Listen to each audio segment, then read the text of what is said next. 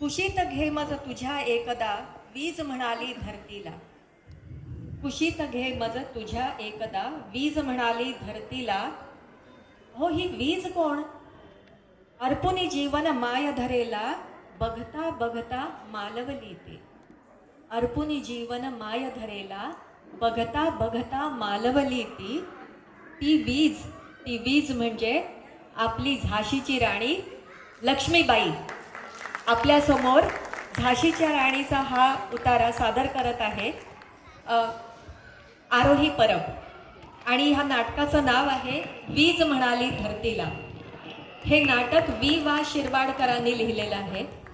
हे कुसुमाग्रज ज्यांच्या स्मृतीमध्ये आपण मराठी भाषा दिन साजरा करतो ते वि वा शिरवाडकर. शब्दांकडे जरूर लक्ष द्या. आरोही लहान आहे पण तिचा जोश आणि इंग्रजी माध्यमात शिकत असून सुद्धा मराठीचं किंवा कुठल्याही प्रांतीय भाषेचं पाठांतर एवढं जबरदस्त केलंय तिने. त्याला तुम्ही नक्कीच दाद द्याल. आरोही सादर करतीये वीज म्हणाली धरतीला. हे राजकारण नाही दादा, हे फक्त युद्ध आहे. भारतात स्वकीयांची सत्ता पुन्हा प्रस्थापित करण्यासाठी सुरू झालेलं हे भारतीय युद्ध आहे. राजकारण हा शांततेचा दागिना आहे नाना, पण युद्ध चालू असताना चालू असतं ते फक्त युद्धच. अदृश्याच्या मनोरावरून कोणीतरी पुकार करतं आणि संसारात रुतून बसलेली ही सामान्य माणसं वादळाच्या झोतासारखी आपल्या जीवनातून बाहेर निघतात. ज्वालांच्या तख्तावर बसतात आणि निखारांची नाणी काढतात. काम संपलं की ही माणसं मावळून जातात, कोसळून पडतात. पावसाळी ढगांसारखी ही माणसं वेडी असतात. दरबारातील खानदानी आणि मुत्सद्देगिरी त्यांना माहीत नसते.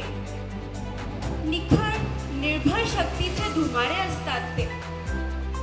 अशा प्रसंगी दरबारी राजकारण मागे हटतं आणि सत्तेशी सोयरीक नसलेली ही सामान्य पण वेडी माणसं आघाडीवर येतात. निराशेच्या खंदकात गवसलेल्या जगाला हेच आतताई पुन्हा प्रगतीच्या वाटेवर ओढून देतात. ब्रिटिशांच्या दासाविरुद्ध पहिली आरोळी मारली ती दिल्लीच्या तख्तावर बसलेला बहादूर शहानं नव्हे, तर बराकपूरच्या पलटणीतील एका सामान्य शिपायानं, मंगल पांडेनं. ही जुलेखा, मी रागावले तिच्यावर, पण तिला हा उद्योग कशाला हवा होता? घागरा फिरवीत आणि डोळे मुरडीत नाचगरात नाचत राहिली असती तर आज सोन्या रुपयाचा पाऊस पडला असता तिच्यावर. आज आमच्या लोकांकडून, उद्या इंग्रजांकडून आणि परवा आणखी कोणाकडून. बेशरम जीवनाला मरण नसतं नाना. पाण्यात पडलेला प्रेतासारखं ते नेहमी फुगतच असतं, पण प्रेतासारखंच. ही वेडी माणसं नेमधर्मानं वागत नाहीत हे आपण ध्यानात घ्यायला हवं. खरं सांगायचं तर मला तरी ही उठाठेव कोणी सांगितली होती? 5,000चा तनखा घेऊन देवघरात पूजा अर्चा करीत बसले होते मी, एक विधवा.